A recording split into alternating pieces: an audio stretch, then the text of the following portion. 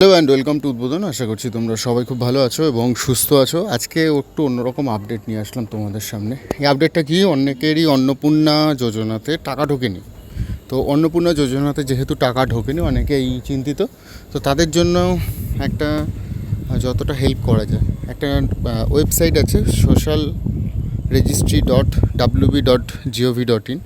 এখানে যখন আপনি ক্লিক করবেন তখন এখানে আপনার কাছে এক্সেস সিটিজেন পোর্টাল, যখনই এক্সেস সিটিজেন পোর্টালে আসবেন তখনই আপনার ডিস্ট্রিক্টটাকে সিলেক্ট করবেন। ধরুন আমার সাপোজ নর্থ চব্বিশ পরগনা, এখানে আপনার মোবাইল নাম্বার দেবেন এবং মোবাইল নাম্বার দেওয়ার পরে আপনার এরকম একটা ক্যাপচা জেনারেট হবে। এই ক্যাপচা জেনারেট হওয়ার পরে আপনি রিকোয়েস্ট ওটিপি করবেন এবং রিকোয়েস্ট ওটিপি করার পরে একটু ওয়েট করবেন।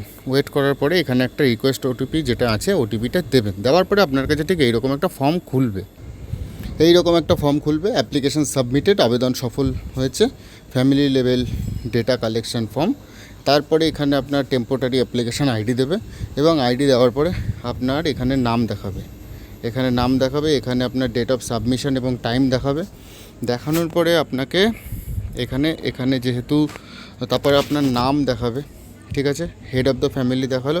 আর এখানে অ্যাপ্লিকেশান রিজেক্টেড দেখাবে। এইটা অবশ্যই দেখে নেবেন যে আপনার অ্যাপ্লিকেশানটা রিজেক্টেড কিনা।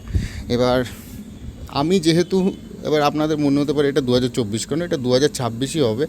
এইখানে একটুখানি আমি এই ছবিটার পেছনে একটু কারুকার্য করেছি, যার জন্য এরকম লাগছে আপনাদের, ঠিক আছে। তো এটা চিন্তার কোনো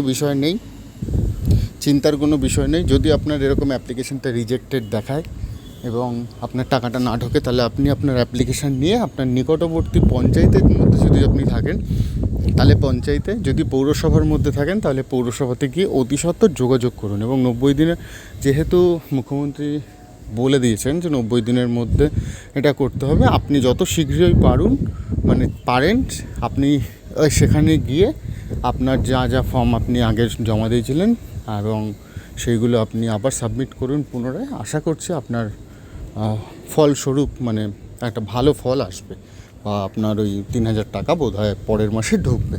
তো অল দ্য বেস্ট আমার পক্ষ থেকে, আমার উদ্বোধন একাডেমির পক্ষ থেকে। যারা এটা ভুক্তভোগী তারা অবশ্যই এটা দেখে আপনাদের নিকটবর্তী গভর্নমেন্ট অফিস, পঞ্চায়েত এবং পৌরসভা থেকে যোগাযোগ করুন।